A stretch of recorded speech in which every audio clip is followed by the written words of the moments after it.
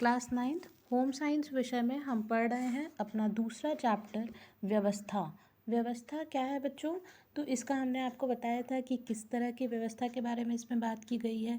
गृह और परिवार के संदर्भ में इसमें व्यवस्था के बारे में बताया गया है। व्यवस्था का क्या अर्थ होता है ना?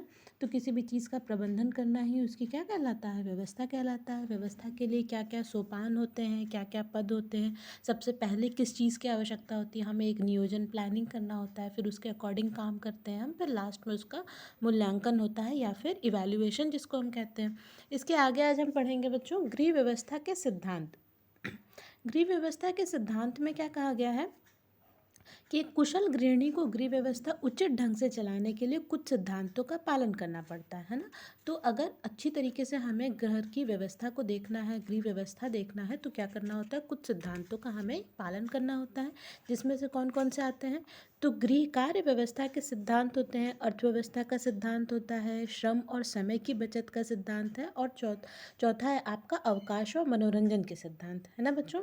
तो इसमें क्या बताया गया है कि गृह व्यवस्था या गृह कार्य की व्यवस्था क्या होती है कि सभी सदस्यों की अनिवार्य आवश्यकताओं के अनुसार उनकी पूर्ति करना होता है हमको। अर्थव्यवस्था में क्या है? तो पैसे से संबंधित हमको उचित लेन देन और आय व्यय का हमको संतुलन रखना होता है। श्रम व समय की बचत से क्या तात्पर्य होता है?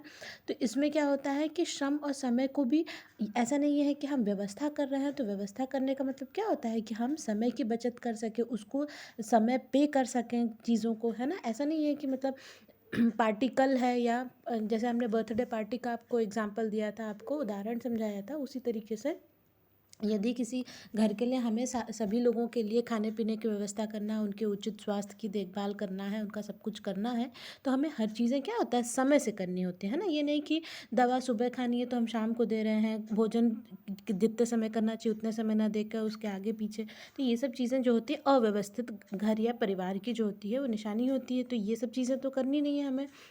अवकाश व मनोरंजन के सिद्धांत क्या होते हैं? पढ़ाई, स्वास्थ्य, शारीरिक, मानसिक, ये सब चीज़ों के साथ साथ हमें क्या करना होता है? मनोरंजन भी आवश्यक एक चीज़ होती है, जैसे पत्र पत्रिकाएं देखना, या आज के ज़माने में बच्चे टीवी देखते हैं, मोबाइल देखते हैं, तो उसके लिए भी उचित समय का हमें प्रबंध करना होता है। फिर क्या आता है बच्चों? गृह व्यवस्था के साधन क्या क्या है, किस माध्यम से, किस तरीके से आप जो होते हैं इस व्यवस्था का आप ये व्यवस्था आप अपने घर में लागू कर सकते हैं। तो भौतिक संसाधन होते हैं, मानवीय साधन होते हैं, और कुछ सार्वजनिक साधन भी होते हैं। 3 तरह के साधन आपके किताब में ये दिए हुए हैं। तो सबसे पहले हम भौतिक साधन पे आते हैं। तो भौतिक साधन में क्या होता है बच्चों? घर की बनावट तथा उपयुक्त स्थिति। भौतिक मतलब क्या होता है? जिन चीज़ों को हम छू कर, देख कर, महसूस कर सकते हैं, है ना? तो ये यही होते हैं। पारिवारिक आय होती है, आधुनिक यंत्र वगैरह होते हैं, तो ये सब भौतिक संसाधन में आ जाता है। जैसे टीवी, फ्रिज, ये सब क्या होती है? हमारी भौतिक सुविधाएं तो होती हैं जो हमको क्या कहते हैं? भौतिक सुखों का अनुभव कराती हैं। फिर क्या होता है? मानवीय साधन। तो मानवीय साधन में क्या आते हैं? आपके परिवार के सदस्य कितने हैं, उन लोगों की रुचि किस में है, व्यवहार सबका कैसा है, कैसी सबकी मनोवृत्ति है ना? फिर तीसरा आता है बच्चों आपका सार्वजनिक साधन। तो सार्वजनिक साधन के अंतर्गत, सार्वजनिक मतलब जो सबके लिए सर्वसुलभ हो जो सबके लिए आसानी से उपलब्ध हो, और एक तरीके से सरकारी भी कह सकते हैं उसको हम, सार्वजनिक जो है ना? तो क्या होता है? विद्यालय जैसे कि सभी लोग जा सकते हैं, है ना? जो बच्चे पढ़ने वाले होते हैं सभी के लिए शिक्षा का सबको अधिकार होता है। अस्पताल है, पुस्तकालय, बैंक, डाकघर, बीमा निगम, है ना? ये सारी चीज़ें जो होती हैं वो कितनी क्या आ जाती हैं? आपकी सार्वजनिक साधन में आती हैं। फिर इसके आगे क्या बताया गया है बच्चों? गृह की कार्य व्यवस्था को प्रभावित करने वाले कौन कौन से कारक हो सकते हैं? गृह की कार्य व्यवस्था को प्रभावित करने वाले कौन कौन से कारक हो सकते हैं? तो घर की स्थिति होती है। कोई भी कार्य की व्यवस्था जब हम बनाने चलते हैं तो उसमें उसकी सफलता किस पर निर्भर करती है कि उसमें हम कौन कौन से, क्या क्या उसके साधन हैं, क्या किन किन माध्यमों का हम प्रयोग कर रहे हैं, और कौन कौन से कारक उसको प्रभावित करते हैं। जैसे इसमें क्या बताया गया है?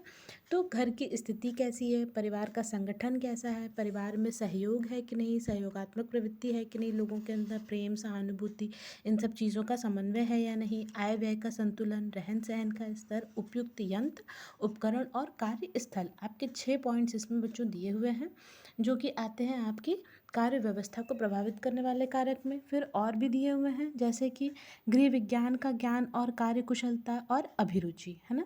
तो यहाँ तक आपका एक टॉपिक बनता है जो कि कहलाता है कि गृह व्यवस्था को प्रभावित करने वाले कौन कौन से कारक हो सकते हैं।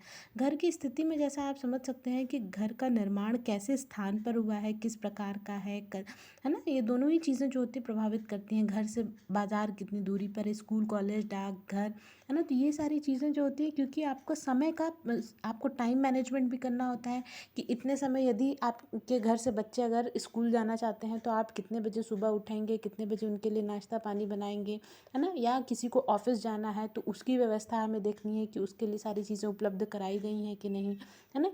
तो ये सारी चीज़ें जो होती हैं वो महत्वपूर्ण हो जाती हैं।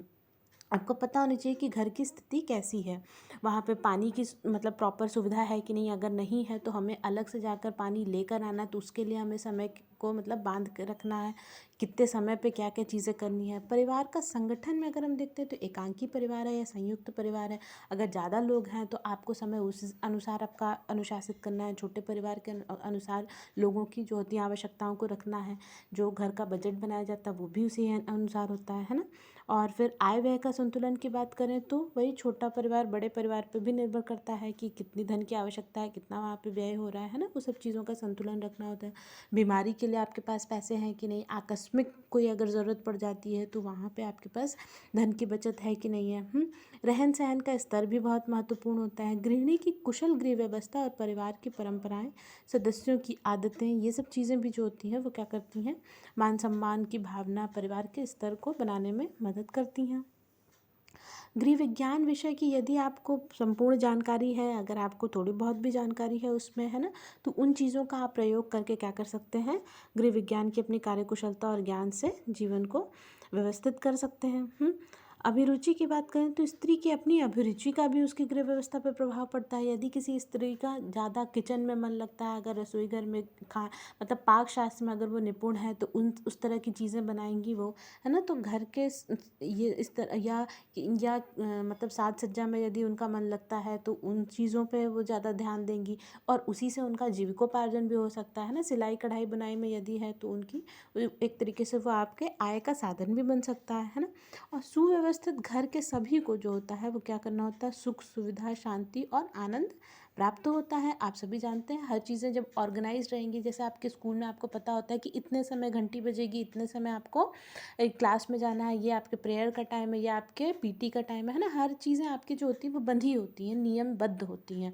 तो वहाँ क्या होती है, वो स्कूल की व्यवस्था हो गई। लेकिन आपको क्या करना है, यहाँ घर की व्यवस्था को देखना है। तो स्कूल में जैसे छात्र छात्राएं हमारे क्या होते हैं, वहाँ के मेंबर्स होते हैं वहाँ के, तो उसी तरीके से घर में भी आपके परिवार के कुछ सदस्य होते हैं, उनके अकॉर्डिंग आपको चीज़ें बनानी होती है। तो इसको जब आप रिलेट करेंगे बच्चों तो आपको अच्छी तरीके से ये सारी चीज़ें समझ पाएंगे।